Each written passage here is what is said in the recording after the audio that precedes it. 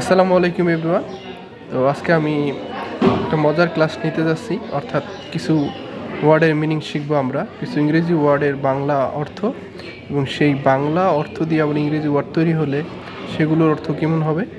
তো সেই একটা ওয়ার্ডের কম্বিনেশনে আমরা কিছু ওয়ার্ডের অর্থ শেখার চেষ্টা করবো ইনশাআল্লাহ। তো শুরুতে আছে কালার।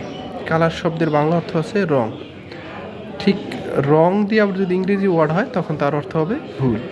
একইভাবে হোয়াট অর্থ কী, আবার কী দিয়ে যদি ইংরেজি ওয়ার্ড তৈরি হয় তখন কী এর অর্থ হবে চাবি। একইভাবে ফ্লাওয়ার অর্থ ফুল, ইংরেজি ওয়ার্ড ফুলের অর্থ পোকা। ফিশ অর্থ মাছ অর্থ প্রচুর। প্রফিট অর্থ লাভ অর্থ ভালোবাসা। টাইগার অর্থ বাঘ অর্থ পোকা। ব্রিক এর বাংলা অর্থ ইট, আবার ইট দিয়ে যদি আমরা ইংরেজি ওয়ার্ড তৈরি করি তখন ইটের বাংলা অর্থ খাওয়া। চেস্ট অর্থ বুক, আবার এই বুক দিয়ে যদি ইংরেজি ওয়ার্ড তৈরি হয় তখন বুকের অর্থ হচ্ছে বই। তো ধন্যবাদ সকলকে।